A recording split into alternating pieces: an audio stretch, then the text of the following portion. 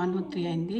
June 10th అని ఈరోజు సెలవు హాలిడేస్. నా స్టైల్లో గోంగూర కర్రీ ఎలా చేయాలో చూపిస్తానండి. ఆయిల్లో తిరగమాత వేయండి, కరివేపాకు, టర్మరిక్, పసుపు, ఆనియన్, ఉల్లిపాయ, కట్ చేసిన టమాటా అండ్ కట్ చేసిన గోంగూర వేసేయండి.